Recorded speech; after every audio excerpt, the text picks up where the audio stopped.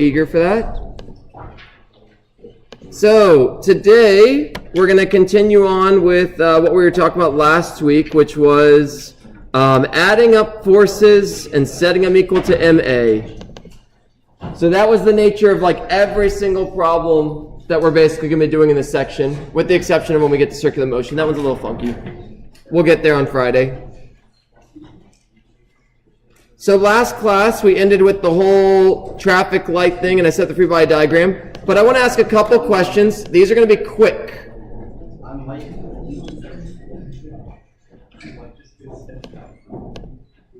All right, so these I'm not going to spend that long on, like 40 seconds, because again, we gotta move pretty quick to make certain I get through everything by this Friday.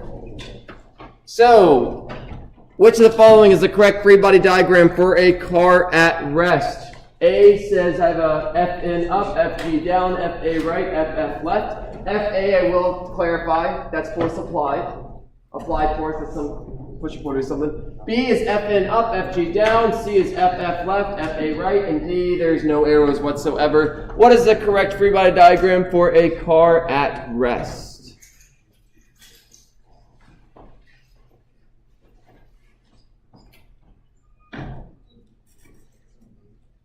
All right, I said 40 seconds. I'll go to 55.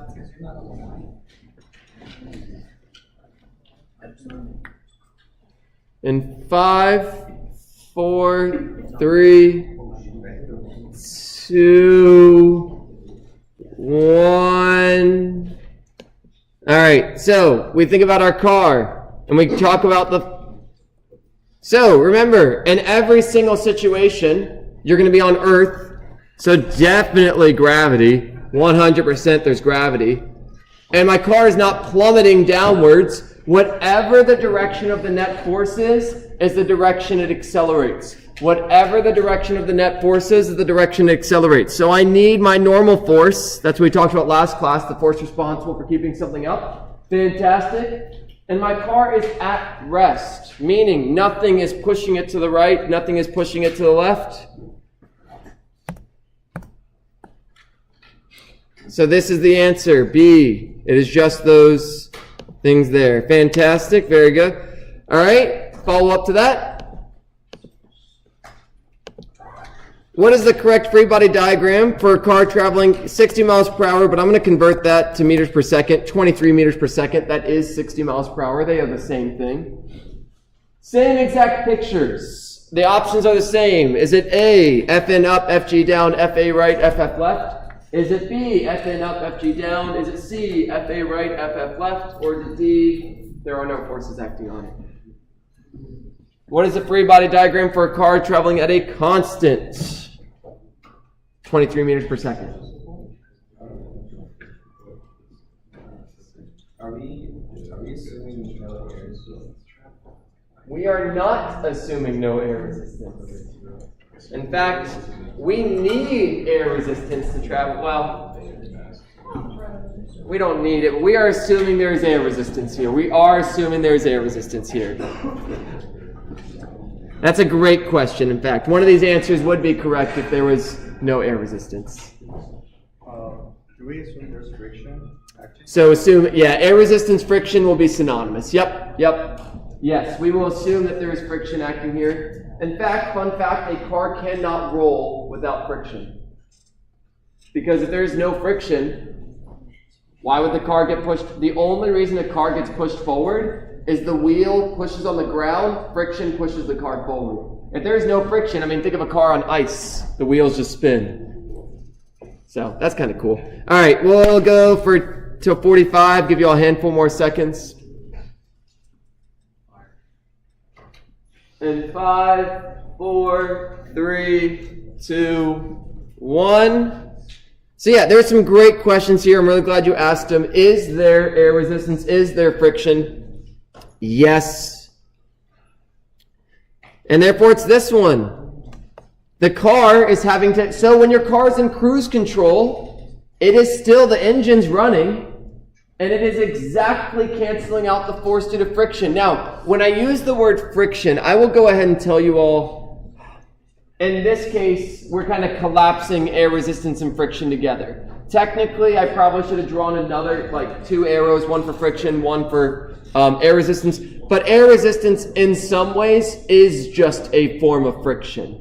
In a lot of ways, air resistance is just a form of friction. But again, in general, I will, on the test, if it's both acting on it, I will say combine them together kind of thing. So, there you go, y'all. Let's see how we did. See, oh, fantastic. What I really want to stress here, that a lot of people will make the mistakes about, is if something is moving, that does not mean that no forces are acting on it. So, for example, if I just said, what is the correct free body diagram for an object moving at a constant velocity? If I just said, what is the free body diagram for an object moving at a constant velocity? Answers A, B, D, and C would all be correct. Every single one of these could have a constant velocity. You cannot tell from a free body diagram whether an object is moving. You cannot tell from a free body diagram whether an object's moving. You can only tell whether it's speeding up or slowing down. And this is a fun fact with velocity. Velocity is all relative, which is a really weird idea because you may be like, no, clearly cars are going 60 miles per hour. But when you sit in a car and you're going a constant 60 miles per hour and you close your eyes, outside of the noise that you're hearing, the vibrations, you have the exact same experience as you all right now. In fact, you all right now, you could say that you're moving at 0 meters per second, but the reality is you're on an Earth that's spinning, that's also flying around the sun. So velocity is relative. You could say your velocity is 0 meters per second. You could say your velocity is 100 meters per second. You could say your velocity is 1,000,000 meters per second. All of those answers are technically correct, as depending on what you're referencing. If you all take Physics 3, you'll learn about reference frames and all that. You may still learn about reference frames, but whatever. That's just fun facts. All right, so moving on to what we were doing last class. We did this whole free body diagram for a, what is this thing called? Traffic light that's being hung from something. It is not accelerating. It is not moving. So we did 2 different free body diagrams. I did one for the traffic light itself. Gravity pulls it down, and tension 3 pulls it up. And then I did one for the intersection between T3, T1, and T2. Because at the end of the day, this problem, we have to find the tension in all 3 cables. Cable 1, cable 2, they aren't touching the traffic light. The traffic light does not even know they exist. All the traffic light knows that exists is T3 and its own weight. So, T3 is going to be very straightforward. To get T3, no problem. So in fact, let me go ahead and pull this picture to the side. I am not going to fully solve this problem because it is an algebra experience. That's the nice way of putting it. So I'll set it up for you all, and then you will have the joy of doing the algebra. So we know that the force due to gravity is 200 newtons, and that's it.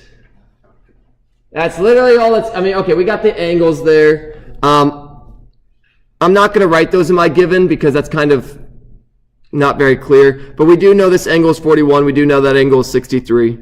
Step 2, we are solving for T3, T1, and T2. We need all of these. And if you ever see forces, just assume that you're going to do the following. You're going to add up your forces. F net equals the sum of all my forces, and F net will equal MA. In fact, I'm going to put those all together because that's what you'll always wind up doing. That crazy symbol I wrote is capital sigma. You will see it a lot when you get to Calc 2 and you start doing series, and it's a good time. That's not Calc 2 is rough. But sigma is capital, that means sum. All right, so, fantastic. Object 1, we're going to do the first one because we got to work our way along this thing. If we look at the traffic light here, it is not accelerating. In fact, we could have put that here. Its acceleration is 0. In all directions, x, y, z. If you could think of a 4th dimension, I have no idea if it's moving in that dimension, but x, y, z, it's not. So, T3 plus negative FG equals 0. M times A. We don't even need the mass of the traffic light to figure that out. M times 0, which just equals 0. I'll write the extra little step there just to show how I got there. So then if I plug in the numbers, 200, nope, wrong way. T3 plus negative 200 equals 0. Therefore, T3 equals 200 newtons. All right, so T3, easy. That one should be fairly straightforward. That's the easy part. I even solved it for you because there's no real math here. It's pulling it down, so T3 must be pulling it up with the same amount. The second part is where things are going to get spicy. It's going to be a good time. And again, I will not spend the time. The algebra here is going to take you all some amount of time. Let's just put it that way. Not like a crazy amount of time, but just more time than I can dedicate in class today, considering what we got to cover through. Plus, there's very little benefit to me doing the math in front of you all. At the end of the day, you all have taken a lot of math classes, so you should be pros at algebra. It's the setup that I'm testing you all on. Okay. There we go. So I needed more room. Okay, so now when we do this second one, we did the first free body diagram, and we got T3 from that. That was fantastic. Now, we're going to look at the second one. And in the second one, let's go ahead and set that up. We have to do so F net, we have to break them into X and Y components. These arrows in that second free body diagram are both pointed up, down, and they're pointed left, right. Therefore, I have to break them into components. So if I write that out, if I do the X components, T1X, in fact, negative T1X plus T2X. So all I did there is I broke this one into its X component. I broke T2 into its X component. And those are my only vectors in the X. The acceleration in the X direction is 0. My traffic light is not flying left or right. It's not increasing its velocity left or right. In the Y direction, I have T1Y plus T2Y. They are both pointed upwards. The Y component of T2 is pointed upwards. The Y component of T1 is pointed upwards. T1Y or T2Y, T2X, T1Y, T1X.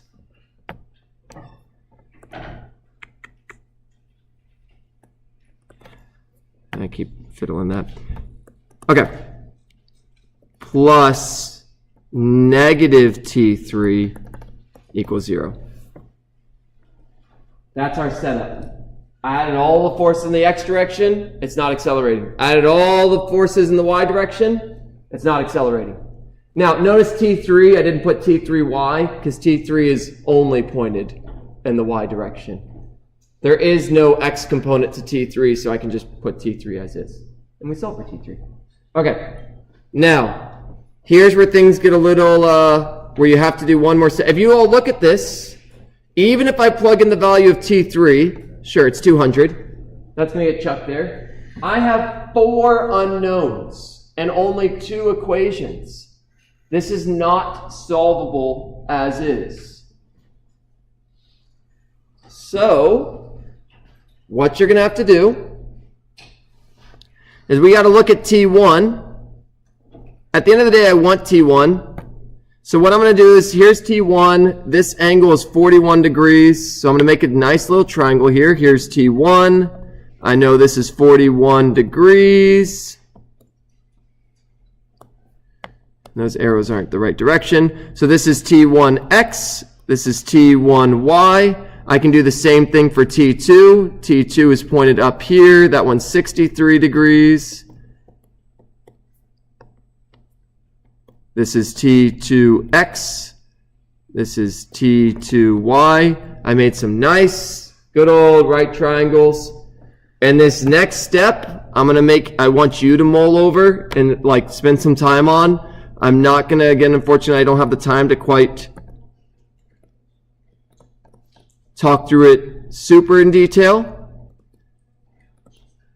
I am replacing T1x with T1 times cosine of 41 because that's how you would get T1x.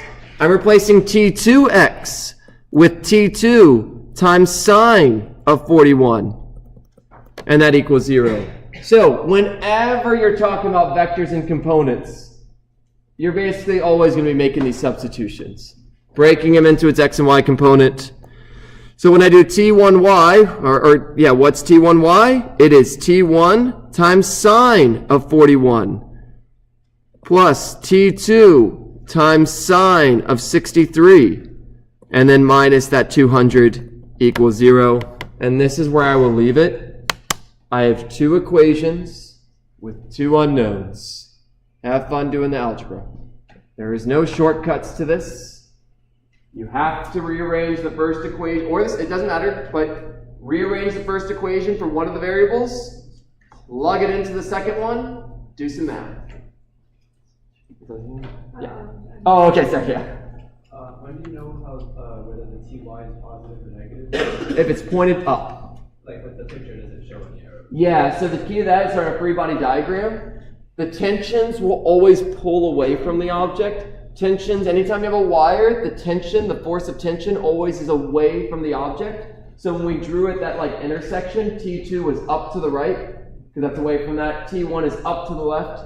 And then as far as deciding whether it's positive or negative, it really just comes down to, when you're looking at the y, is it pointed up or down? If it's up, positive. If it's down, negative. Is it pointed to the right or to the left? To the right, positive. To the left, negative. Yeah, and that's really, when you look at these arrows, we look at T1 and we say that's pointed up and to the left.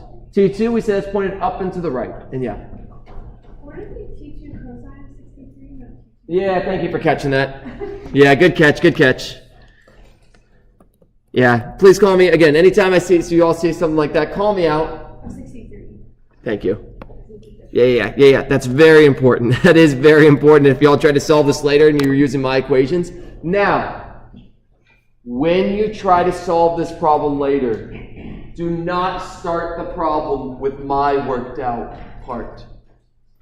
Do all the steps from the beginning, y'all. Because when it comes to the tests, when it comes to the quizzes, when it comes to understanding it, I'm not going to have worked out the first three steps. This was the physics. I just did all the physics for you and left the math for you at the end. I want you all to solve this problem. Like, if you want to make sure you understand this, start from scratch and only look at this if you're stumped. Yeah, there, then there. Is that solving a system of linear equations? It is solving a system of equations. I always get mixed up whether we could call this linear or not because it's got the cosines, but I think it is a linear equation. Yeah, I think so. But yeah, the way you solve that, there's many options. The brute force way is just rearrange the first equation for T1, and then whatever that equals, plug that in for T1 right here. There is other ways of solving these equations. Matrix and linear algebra, if you take that, we'll show you some ways. Yeah, but anywho. I'm not seeing where we find T1 or T2. Yeah, so I'll just do the algebra very, very quickly. T1, do the algebra, and you will find that T1 equals T2 cosine of 63 divided by cosine of 41. And then you can take that and shove it right, put it right there, and then everything will be in terms of T2, and then you can actually solve it. It's a good time. Anywho, go through that, but in my opinion, this last step is the least important one. As weird as that sounds, what I care about is everything that I just did in front of you all. That's the physics. At the very end, it's just math, which may be like just math. At the end of the day, I'm not teaching you all how to solve like systems. What I'm teaching you all is all the setup. You can have the best math skills in the world. If I brought the smartest mathematician, like someone, but they've never seen physics. You could have differential equations, but this first part is all the part that's the new thing. That's the new thing. Anyway, so, again, pro tip, y'all, when you engage with this problem, do not start with where I left you. Do not actually start where I left you. Actually see if you can get to this point on your own. Because who cares if you can do the math? If you can't get to this part, it won't matter whether you can do the math because you'll set it up wrong and the math will do you no good because you'll be solving the wrong problem. So, make certain you all can do this. Refer to this if you get stumped. Refer to this when you get an answer. Check if it's right. That's how you use worked out solutions. You do not use them as do not use them as a shortcut. Let's put it that way. Because at the end of the day, you have to learn, and the only way to learn it is to struggle through the problem. So, yeah. Can you solve for T2 first? Yeah, you can alternatively solve for T2 and then plug that in instead. Both will work. Yep, that's a great question. If instead I'd solve for T2, then I would just replace T2 in the second equation. Yep. All right. Now, I'm going to do another problem. Same thing. I am not going to solve it, but I will set it up. So I'll go through steps 1, 2, 3. So this problem, classic. Net force. Hey, when you all get to statics, if you take statics, it's literally just net force is 0. An entire class of net force is 0.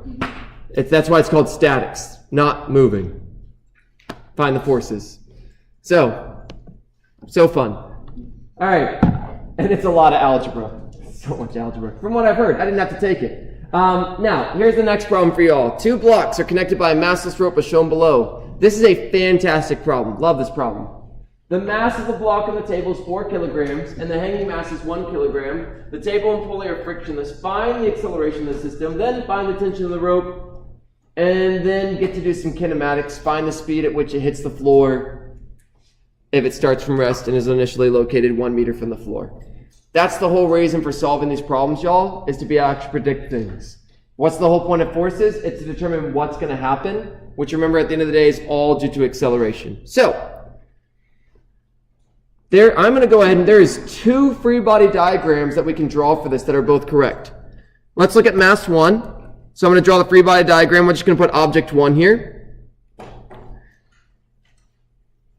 In this problem, there is no friction. It says that.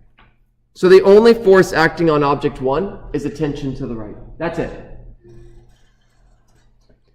Object 2 has a force due to gravity and also has a tension. These tensions are the same. Equal and opposite, y'all. If mass 2 is pulling object 1 is pulling object 2 the same amount. So,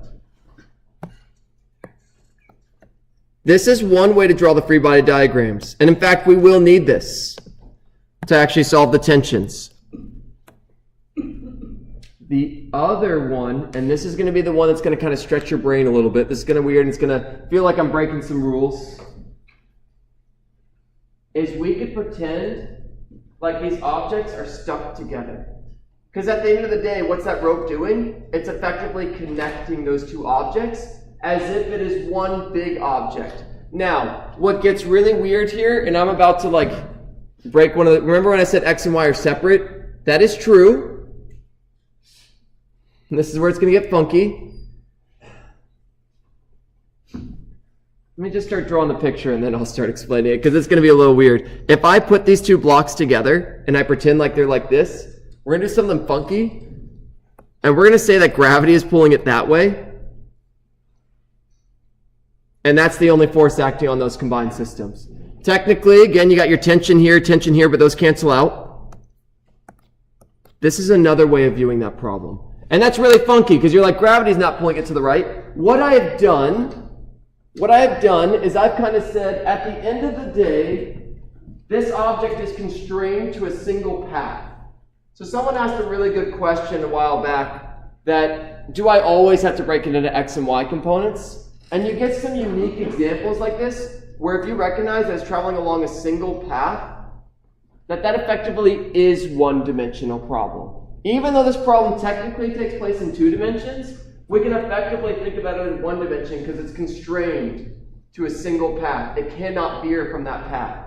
Now, to that end, that's what a pulley does. A pulley redirects forces. So we can basically pretend, we can almost imagine that this problem is basically mass 2 is getting pulled by gravity kind of like this, and it's the same idea. Very weird, conceptually kind of tricky to kind of wrap your brain around.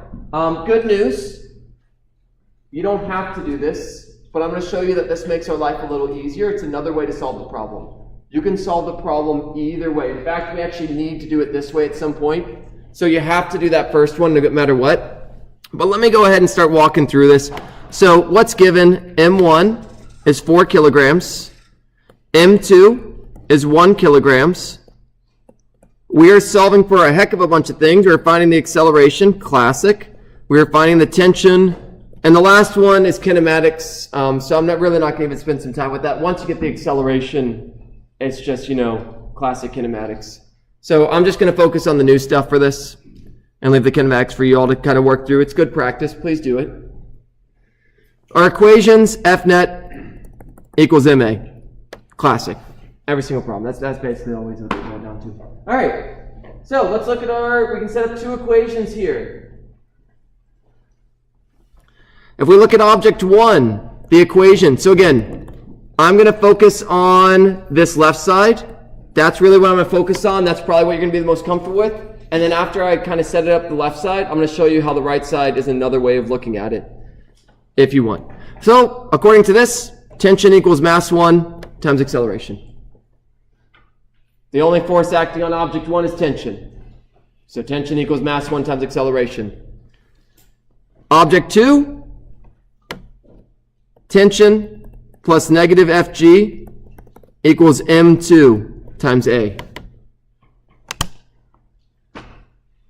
And you know what? I'm going to give my M2G. I'm just going to go ahead and replace that with M2G to save myself a little bit of space.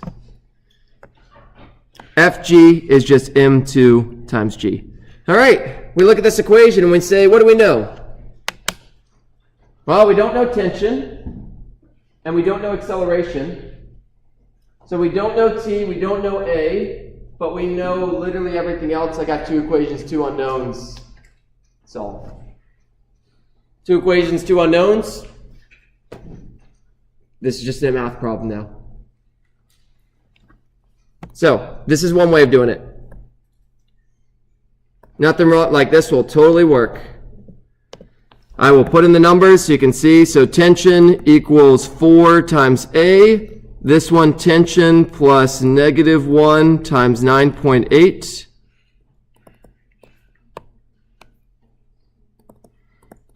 Equals 1 times A. Very important here. Notice that I did not put G as negative. If you put G as negative, you're double dipping. Force of gravity is downwards. This should be negative. I don't care if you put the negative first like I did, or if you put it as positive and put negative 9.8. But if I put negative 9.8 here, and I already have the negative, I'm going to be adding that, which means they should be, it's not the right result. It doesn't make sense. We're saying our things our tension and our gravity are in the same direction when clearly they are not. Okay? So at this point, y'all, it's just a math problem. Fantastic.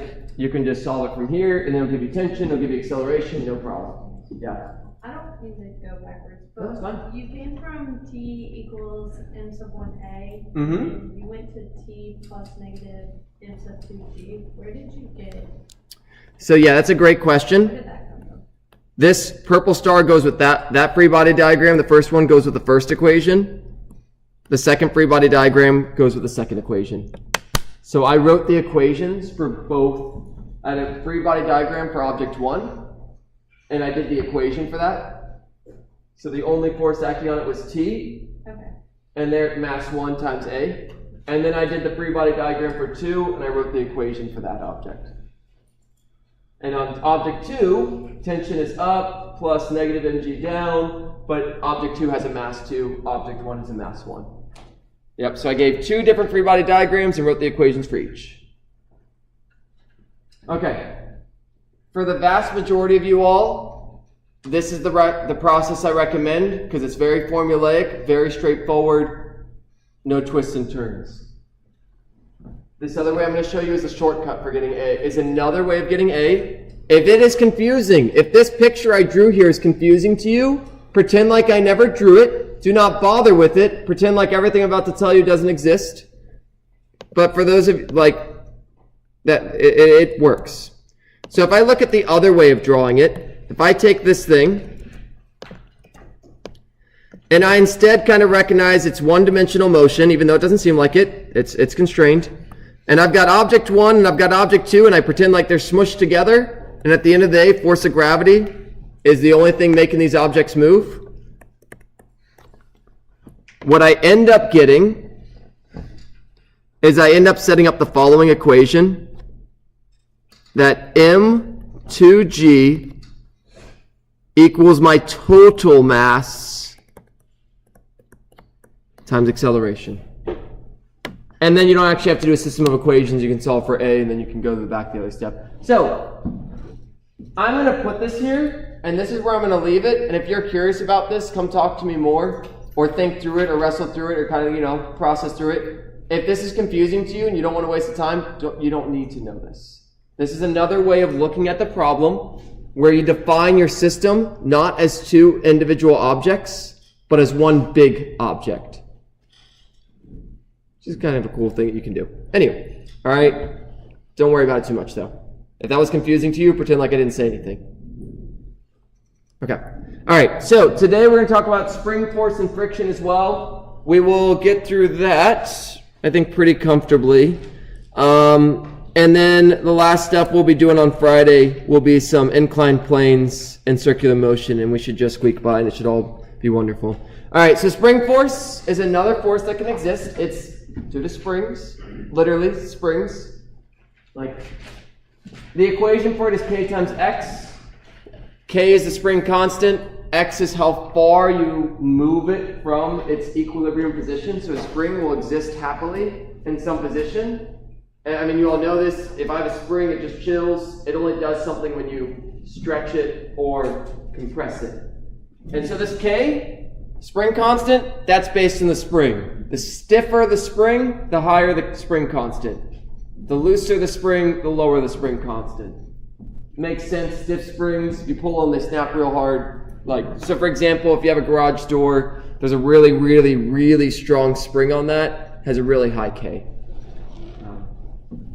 And it's always towards the equilibrium position. If you pull a spring away from its equilibrium position, it wants to get pulled back. If you push it in, it wants to get pulled back.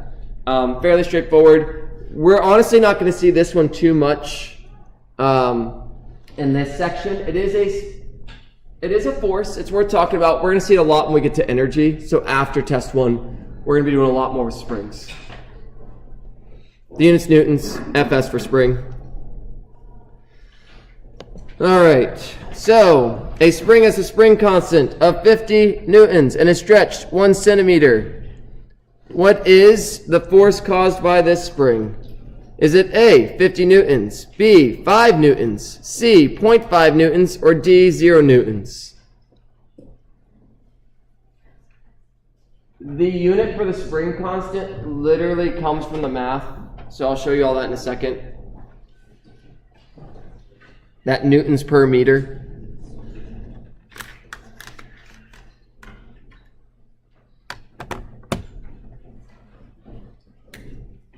We'll go to a minute 10 on this one.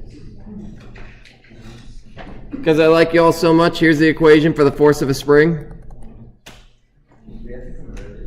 Always. Always. Every single one of the equations I give you all is, I like to use the word calibrated for base units. They do not work, because everyone's got to be speaking the same language. If someone uses the equation with centimeters and someone uses it with meters, they'd be getting different answers, and then that wouldn't mean much. All right, so we'll go 5, 4, 3, 2, 5, 4. All right, we'll go to 35. I'll go a little bit longer, but just take a guess at this point if you're unsure. 5, 4, 3, 2, 1. All right, here's K, here's X. The reality is X is 0.01 meters. 50 times 0.01. Again, I don't want to make a silly mistake. Yep, it's the one I thought it was. 0.5 newtons. Weird. All right, there we go. Okay, I was like, why does it show me the other ones? All right, fantastic. Yeah, sure. This is just a quick recap. If you all remember Newton's laws. I'm only going to go 40 seconds. Well, I'll read it and then I'll see. You push the box to frictionless surface. What would eventually happen after you stop pushing the box? It would stop, it would speed up, it would slide forever. Who can really say? Who can really say? See if you all remember your Newton's laws or not. We'll go to 45 seconds.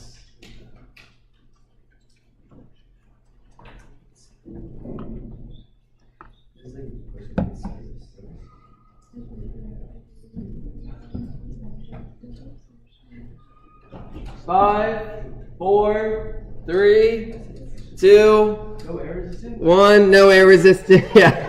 No air resistance. I'll give you 10 more seconds to change your answer. No air resistance. No air resistance. That's a good question. On a frictionless surface with no air resistance. So that way when I teach this class next time, you are correct. I should have clarified that. Are we standing on a frictionless surface? You have made the box move. The box, well, actually, it would not matter. Would not matter if you were standing on it or not. That's a good point, though. All right. So 5, 4, 3, 2, 1. Look at you all. You figured it out. Yeah, it's going to slide forever. Now, even if you were on a frictionless surface and you push the box, what's really interesting is the box would still move, but so would you. You would slide backwards. We're going to learn about conservation momentum at some point. That's the way to calculate that. But yeah, no friction, no stopping. Hence, what's that game called? The one the Canadians are really good at it.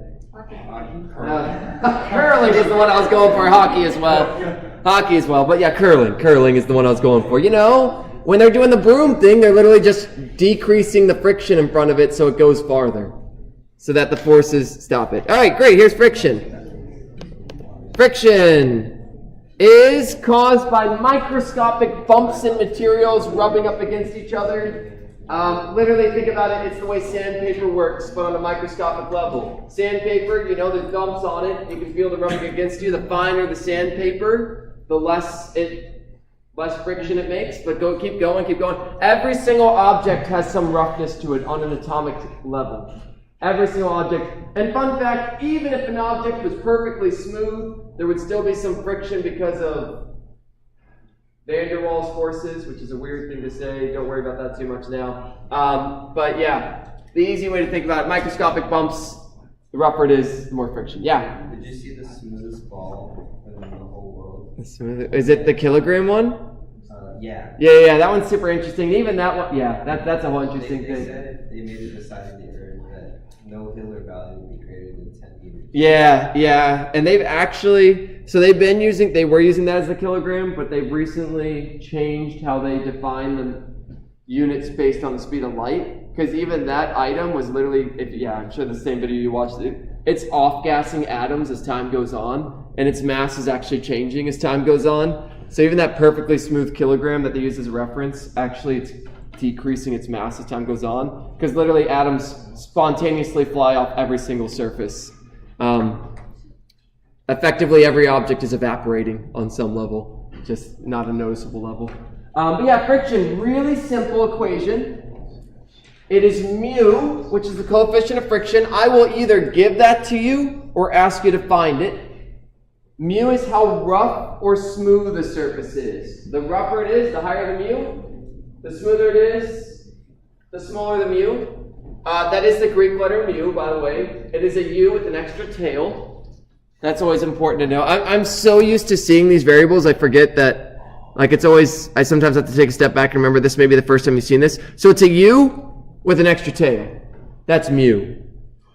Greek letter mu, lowercase. I don't remember what capital mu looks like, sadly. So there you answer Greek question. Now, it is mu times the normal force. It is mu times the normal force, meaning if you want to calculate friction, you need to calculate the normal force. In almost every problem I give you all, if you remember back, almost every single problem, Fn will equal Fg. There is a couple unique exceptions to that, but I will tell you for friction problems, I'm probably not going to be that mean. I'm probably not going to give you a problem where the normal force is not equal to that, because that would just be a nightmare to set up.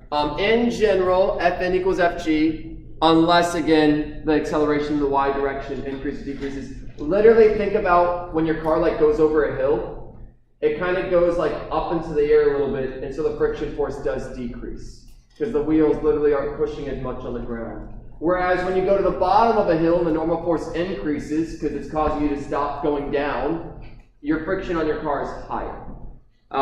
Easy example of this, how they benefit from this, is whenever you've seen race cars go around a track, they use banked curves. Why do they use banked curves? Because those cars, when they're going around the bend, this is the back of the cars. No, that's very tricky. So, if you have banked curve, and this is my car from the back, it is literally pushing into the hill. Therefore, the ground is pushing back on it, equal and opposite forces. It increases the normal force. Therefore, it increases the force of friction, thereby letting the car not fly off the track. So, that's why there's banked curves. We will do banked curves. They won't be that bad. All right. And it is always opposite the direction of motion.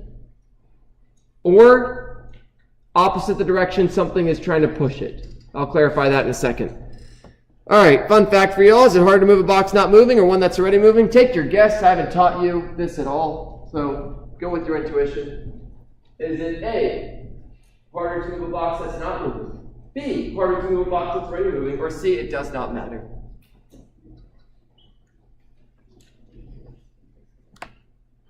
Yeah. What if you're changing the direction?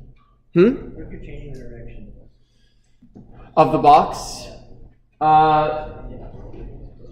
So really what I'm asking you all, is the force of friction higher when a box is not moving versus when it's already moving? And in this case, if I reword the problem such as that, is the force of friction higher? It wouldn't matter which way you're doing it. Yeah. Can your kinetic coefficient, coefficient of friction be higher than static? That's what we're going to find out. That's what this question is going to reveal to us. So he asks, he uses some words, kinetic coefficient of friction and static coefficient of friction. That's what I'll be, that's the next slide. All right, so we'll go to 115. And 5, 4, 3, 2, 1. And the answer is, I like good. It is when it's not moving. Now, again, I haven't taught you this, so you have no sense of it's just purely based on your experiences. Why is this? And so someone mentioned that static versus kinetic friction, or, no, those are the buzzwords. Those are the words for it. Static versus kinetic friction. Things have the coefficient of friction is different depending on whether an object is not moving versus moving. The coefficient of friction, that mu, there's two different mu's. One for not moving and one for moving. Why is there two different coefficients of friction? It's because the force will be different. So that sounds like it. The analogy I give that I think makes it easier to understand. Remember, what is friction? Friction is caused by those bumps rubbing up against each other. When something is not moving, those bumps can kind of nestle into each other. So when something's not moving, they can kind of nestle together. And the analogy, what I like to mention is like your hands. If you take your hands, kind of put them together like you're clapping, your fingers will kind of nestle into the grooves, and it's kind of tricky for them to move when they're kind of stuck there because they're nestled into each other. But when they're moving, they can kind of glide over each other. And they don't really notice those bumps as much. Think of like going over a speed bump. If you're going over a speed bump really slowly, it feels like a big ordeal for your car. Your car's got to go, and it kind of goes over it. Whereas when you're going fast, you kind of just glide right over it. Or if like there's a bunch of those bumps, So that's my kind of hand-wavy, oversimplified explanation. But it's when something's not moving, the bumps nestle into each other. When they are moving, it kind of glides over each other. So long story short, there's two different coefficients of friction. Yeah, and there's my explanation. Now, something that's important to mention, if something's not moving, the force of friction will exactly oppose whatever's pushing it until the object starts moving. So if I'm pushing an object and it's not moving, whatever force I push with is exactly being canceled by the force of friction. If I push harder, the force of friction goes up. If I push harder, force of friction goes up until eventually my object starts moving, and then the force of friction is just mu times Fn. I say all that, I'm not going to throw any kind of trick ball questions at you all. Now, I mention all the stuff with this. I'm going to throw this question in here just out of nowhere because I think it's a good one.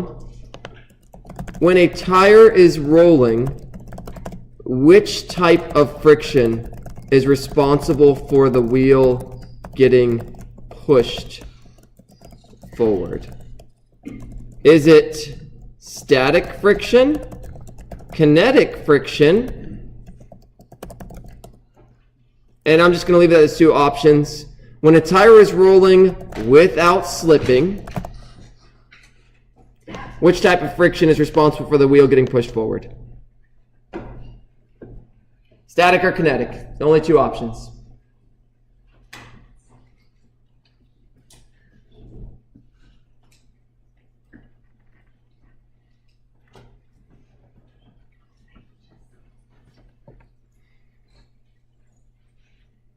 Okay, good.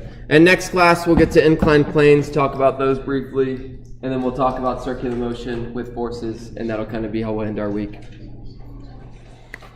All right, I'm going to go to 40 seconds here because it's a 50-50 shot. Take your shot. 5, 4, 3, 2, 1. All right, I like this question a lot because it's really weird. All right. Your first reaction, yeah, I love this. I almost got it. Go ahead and check out the responses. Look at that, almost 50-50. You look at your tire and you may think, my tire is moving, therefore it's kinetic friction. But you have to think about from this perspective of the tire, it is not sliding on the ground. Static friction is when it's sliding. So, for example, none of you all can see this online. When my water bottle rolls, at no point, if it's not slipping, this spot down here it's static friction. Because from the perspective of this part of the wheel, the part that's touching, it is not slipping on the floor. Kinetic friction is when something is getting slid along a floor. This part of the tire is not sliding. In fact, as far as it's concerned, it grips the floor. It's kind of like stuck to the floor.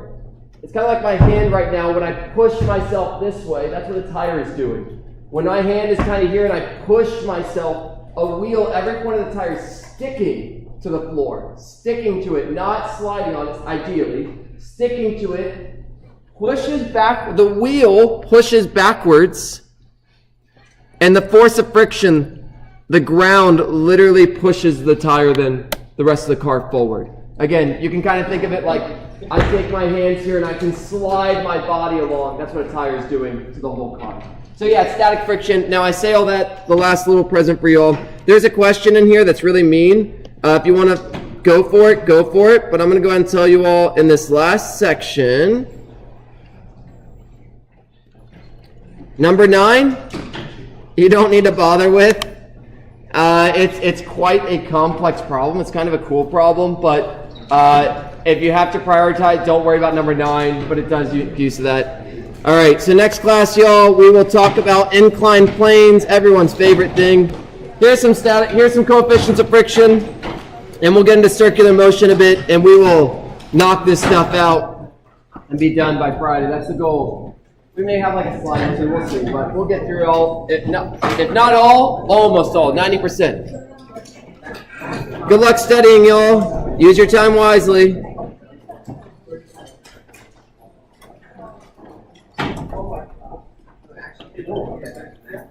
The